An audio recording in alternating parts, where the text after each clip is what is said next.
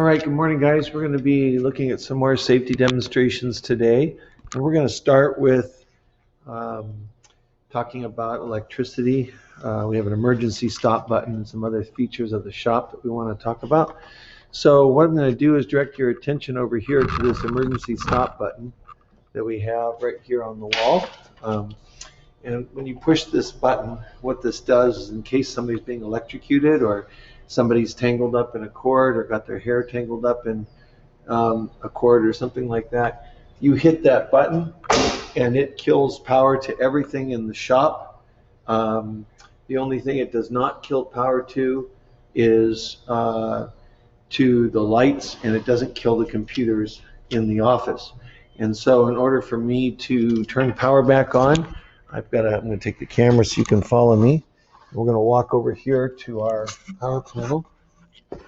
And over here on the power panel, which there's a big main breaker down in here, so I'm going to pull these rags out. And we have to push this down and flip it up, and all the power should be back on. And so that's how we that's a safety device. So again, in case somebody's being electrocuted or something like that, we can easily help them out quickly. So in a case of somebody being electrocuted as well, you always want to pull them off the source of electricity that they're being electrocuted by with a wood broom or something. Push them off, pull them off, don't touch them with your hands because you might be electrocuted as well. Electrocution can happen to somebody because of a damaged extension cord. So extension cords, like the one right back here, well, I won't grab it there, but any of these cords over here can get frayed on the end. And when they do, and I'm going to pull you over closer to me, and when they do, it's possible to get electrocuted by any of these cords if wires become bare and I touch them. Okay, so obviously if we see a damaged extension cord or a drill that's got a damaged cord, we want to bring it to my attention right away so that we can make sure to know how to make sure to get it repaired. So it's really important when you're working on electricity that you know where the power panel is, you know how to turn the breakers off. If you're working at home and you're working on electrical, number one, you want to make sure the power is off before you work on any outlet or anything like that. Number two, you want to have someone there additionally who knows where the panel is and knows you're working on electricity and is around so that if you have an emergency, they can help shut off the power. Many or most houses that are modern do have a main breaker. They have one breaker that shuts power off to the entire house. An older house won't have that. So my house was built in 1941. It did not have that. I put a new panel on it, and I installed a panel that had a main breaker. So just with one breaker, you can hit the power off.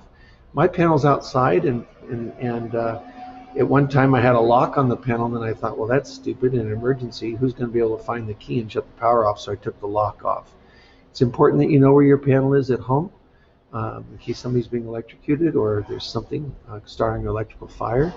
Most panels are either inside the garage or on the outside of the garage. Now, if it's an old home like mine, the panel was inside the closet in one of the bedrooms, believe it or not. I relocated it outside the wall, so now it's outside the house, okay?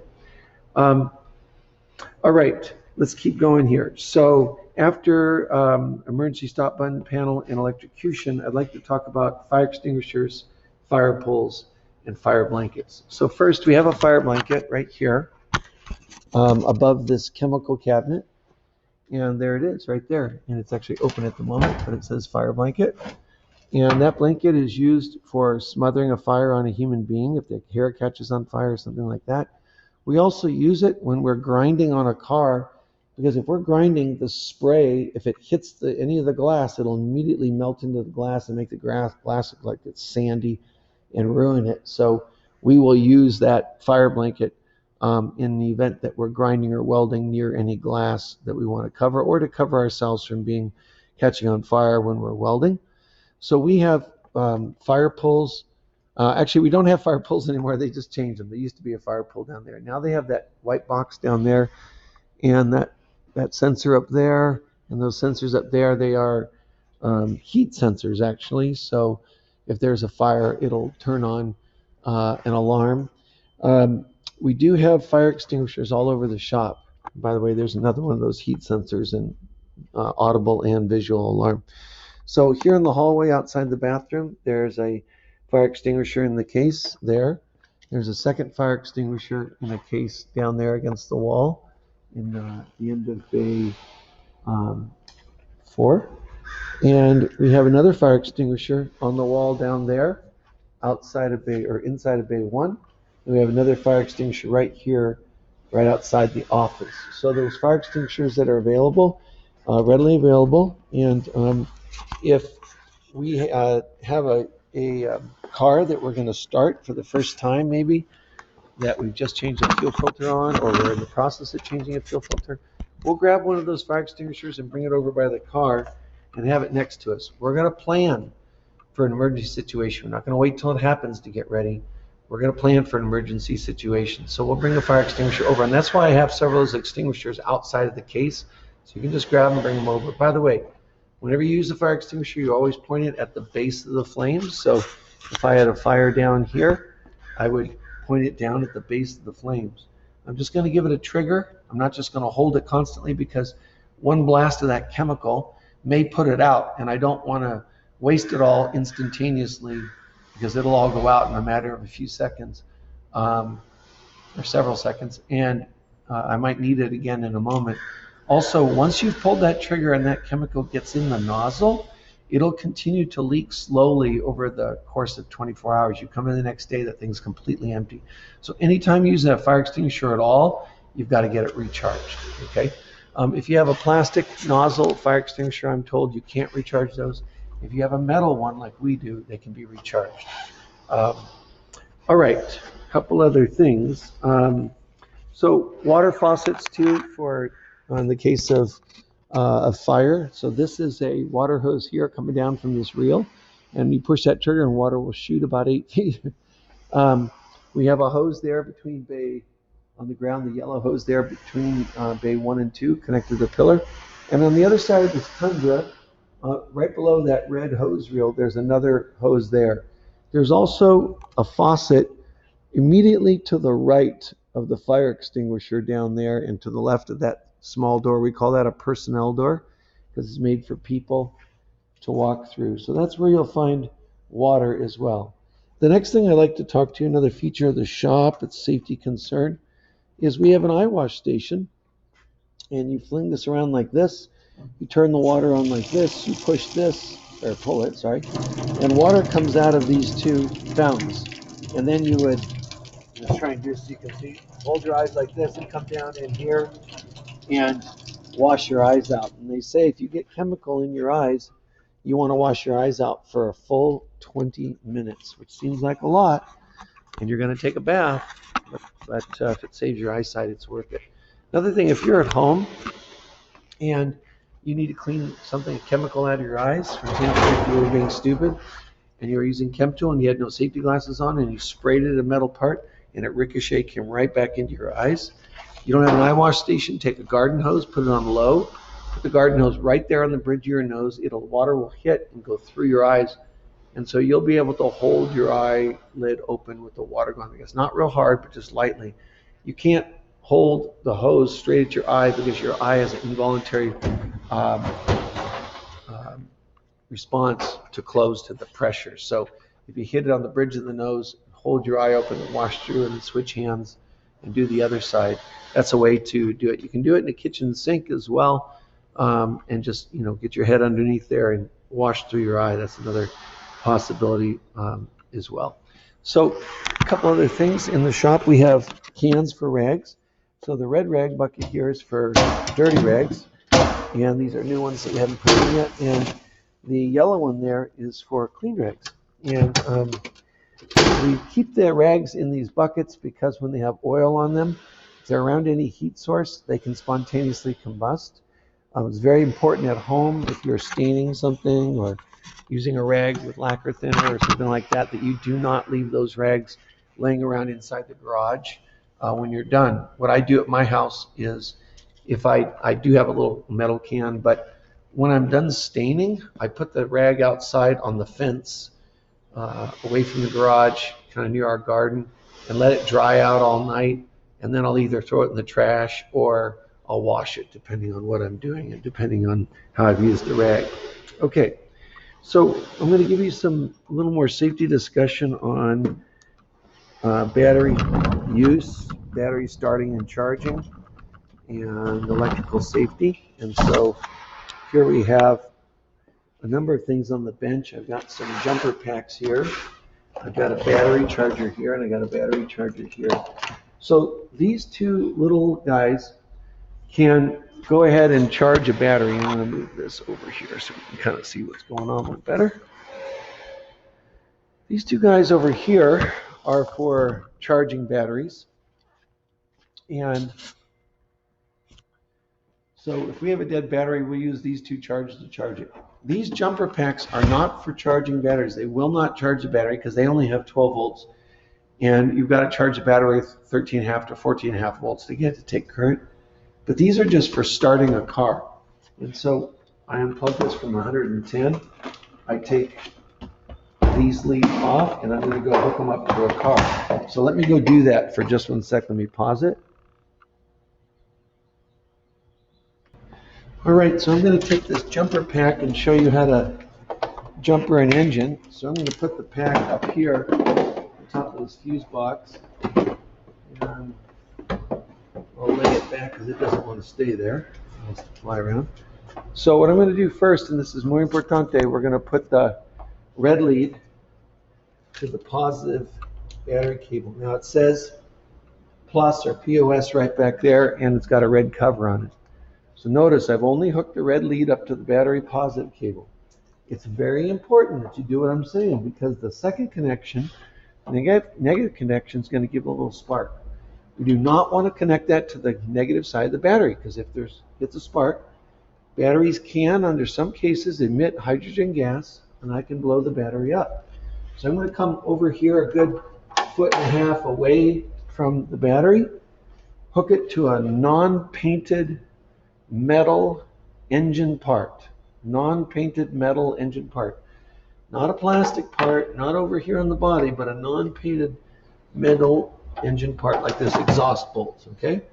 Now I can go start the car. The car will start up. When I go to disconnect it, the last connection I connected is the first one I'm going to take off. So I'm going to take the ground off, and now I can safely take the positive off, and I can put these aside. If I'm not paying attention, and I touch these two leads, the metal part together, I'm going to get a huge arc and a big spark.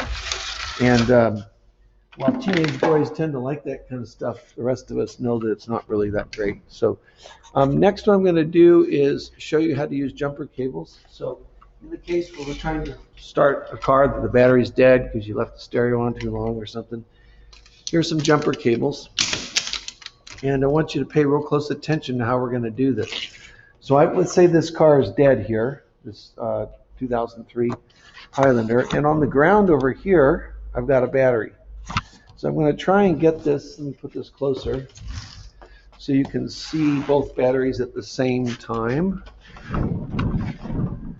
Okay, back this up a little bit. Okay, so what I'm going to do is, here's how I'm going to apply my jumper cables. I'm going to just kind of spread them out a little bit. And so we're assuming that this car's dead, and here's the battery inside the live car. So what I recommend you do is start at the dead car and put the red lead on the positive terminal of the, sorry, get it to stay on there better, on the positive terminal of the live car. And then down here on this battery, here's the positive terminal. We're going to put the red lead on the positive terminal. You know what, I said something wrong. This is the dead car. So once again, the first connection, red to positive on the battery of the dead car. And then come over to the live car battery, put the red to positive on the positive terminal of the live car, and then the negative on the negative terminal of the live car, and then the last connection you make doesn't go on the battery because you're going to get a spark. And if you do that, you could blow up the battery. So the last connection we're going to make is going to be on the non-painted metal engine surface on the dead car. Then I'm going to start my live car, and it does help to run the idle speed up to maybe 1500 RPM, hold it for about a minute, and then go ahead and start our dead car. When it's time to disconnect your jumper cables, the last connection you made over here, and when you release it, you're going to get a little spark. So we're going to take that one off. This battery's dead. That's why we're not getting a spark. So we're going to take this one off, and then we'll go ahead and take this one off, and then we'll take this one off, and we'll take that one off lastly. Remember that anything metal that comes across the battery would arc and cause a big spark and potentially blow up the battery if there is any hydrogen gas coming off of it. If nothing else, it will heat up the metal component, potentially melt it, or certainly burn you if you touch it.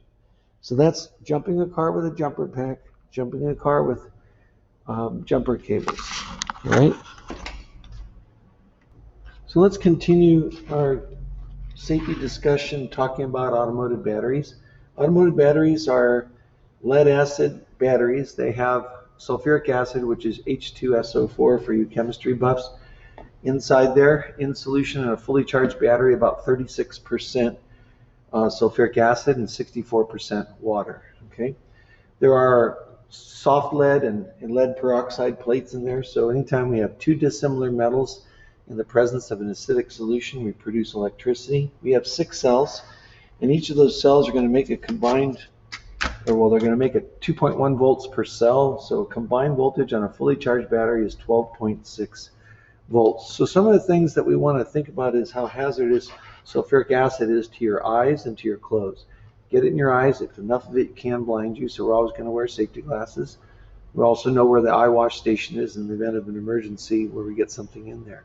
If we need to neutralize acid, we can take baking soda and it will neutralize the acid. Now obviously we don't want to put baking soda down inside the cells because you destroy the battery by neutralizing the acid. But if there's wet acid on top, or you get something on your clothes, if you hit it quickly with baking soda, it may neutralize it. Normally when you get the water from the battery that has acid in it on your clothes, about 24 to 48 hours later, you'll have holes all in your clothes, and it really does do that, okay?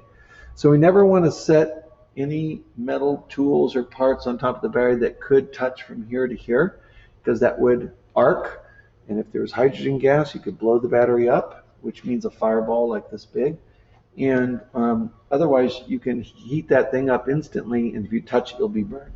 Batteries can deliver 600 amps for a very short amount of time, but we weld in the metal shop on stick electrode arc welding. We'll weld at about 150 amps at about 36 volts. So this is 12 volts, but it's 600 amps. The lower voltage keeps me from getting electrocuted if I touch both posts. The threshold for electrocution is 40 volts. You'll notice that I don't have any rings, bracelets, watches, anything on that would be conductive. Very important, because I don't want to touch here, have a wrench in my hand that touches the ring and touches here and then hits across here, and somehow I get burned and get a horrendous, really gnarly burn. If it's a gold ring or silver ring, it's highly conductive and it would really cause quite a burn. Anytime you're charging the battery or anytime you're discharging the battery, like cranking an engine, you're probably going to get hydrogen gas coming off. Any sparks around this could blow that up. For that reason, when we got a battery charger hooked up, we usually pop the caps to vent the hydrogen gas, let it go up in a nice big well-ventilated shop like this with 16-foot ceilings. But we're going to be careful that this is not attached in a high traffic area where somebody might come by and knock the lead off and we get a spark and we blow the battery up, etc. So obviously we don't want any open flames around that could ignite the battery because of the hydrogen gas that could be coming off. And I just want you to remember, you can't be electrocuted by this, but you can be burned by the heat of high current discharge if you have something metallic going across. Okay, so that should cover it on just battery safety. We haven't talked about necessarily servicing or testing. We're just talking about safety related to that. So we'll pause there for a moment. Okay, so next we're going to talk about bolt tightening, which isn't so much about your personal safety, but is about just safe working in the shop and taking care of things. So any bolt has a maximum torque value, and torque is a twisting force that you can put on that bolt before it'll break. So if I look at several bolts here, this is a metric 8 by 1.25 bolt. This thing can handle a twisting force maximum about 25 to 30 pounds. You go much further than that, it's going to start stretching and eventually it'll break. This bolt is approximately, I think, I don't know if this is looks like a 14 millimeter bolt. This thing can probably take 80 to 100 pounds of twisting force, and when you get up to 140, 150, it's going to eventually fatigue and break. And this one's closer to an inch, may be able to take 200 pounds of twisting force. We always going to look up on ProDemand torque specifications. So there's a table that lists over here we're listing in foot-pounds or Newton meters. And then sometimes it'll say things in what's called inch-pounds. So we have several torque wrenches. This is kind of the standard one that we use in the shop all day long. This one goes up to, I think, 200 pounds. This one's a big boy here that goes up about 300 pounds. This one goes up about 50 pounds. And then we have little inch-pound torque wrenches that go up as high as about 200 inch-pounds. And if we divide inch-pounds by 12, we get foot-pounds. So what do these torque wrenches do? When I lift this collar, okay, if I lift this collar and then I twist this, you can see that there's readings here. There's a scale on there, and in the let me see if I can get it to focus on that. Maybe you can see it says FTLB, which is foot-pounds. And it's got numbers there. It's a little hard to read on the camera, I know. But the lines go like this, and then they kind of come down right here. And they line up with the edge of this thimble. And if you look at that thimble, you can see that there's a 0 there. Let's see if you can see it in the camera. There it is. You can see says 0 foot-pounds right there. And so when we line that up with the line here in the middle, we're at, right now, this is at, that's right on 80 foot-pounds. I'm going to put it up there and just see if I can get it to read. Maybe you can see that. It's not really focusing on it. So anyways, but that's how we adjust these. We lift these guys and we turn this body and we read the numbers on there. And when we if we have a socket on here and we're twisting this, we'll get an audible click when it reaches that pressure, and we don't want to turn it any further because that means we've reached the setting that we've put into the torque wrench. So we're going to try and look up the maximum listed torque, and we're going to torque every bolt. Now listen, I know a lot of automotive technicians don't do that, but when you're putting together an engine or some components on a car, you've got safety to consider. And a lot of times there's so many things to do that you can't remember. So if you get in the habit of looking up the torque, torquing it accurately, when the job's all done, you can say to a customer, you can say to your boss, whatever, I torqued every bolt just like it was supposed to be. I didn't wing it. I didn't guess. I didn't go, German tight, which is guten tight, or white trash tight, which is darn tight, or something like that. I torqued it to the value that it was said. Okay. Sorry for offending you white guys. I don't like that. All right.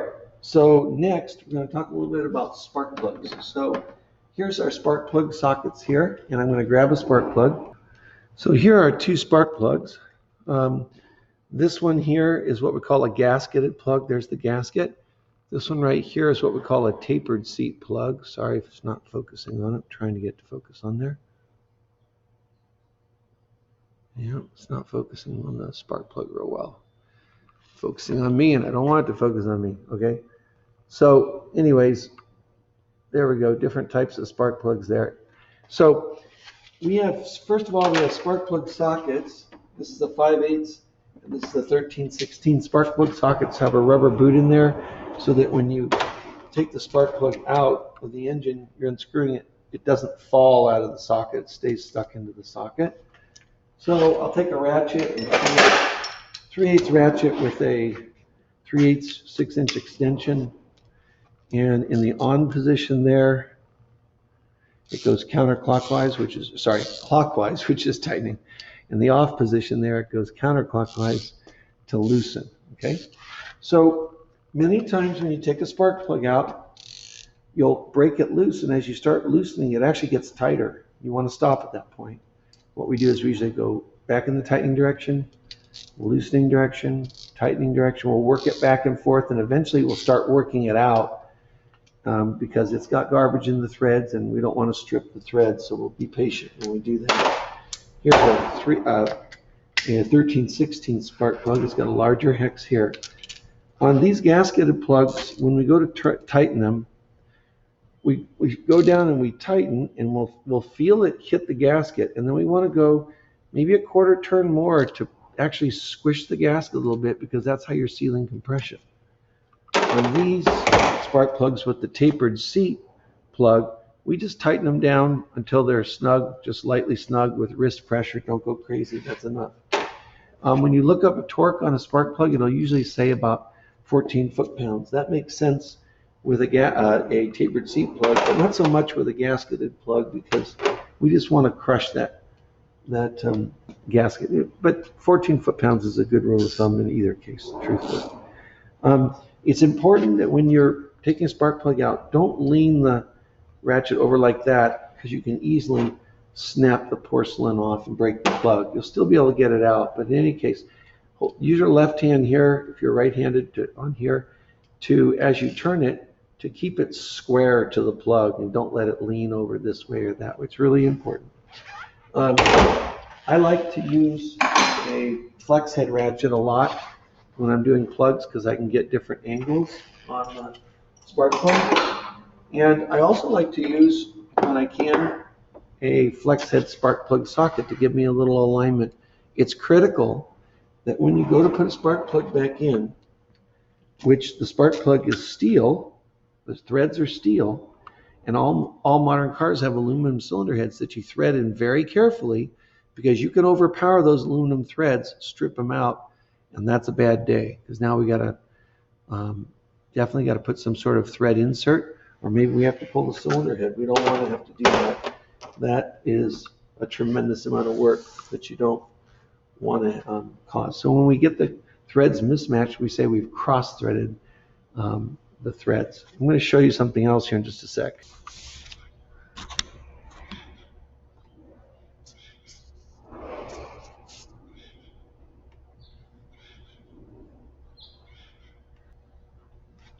So here we are underneath a 99 Honda Odyssey, and I've got a drain plug that I pulled out to do an oil change yesterday, and it stripped the threads. I want to talk to you about that.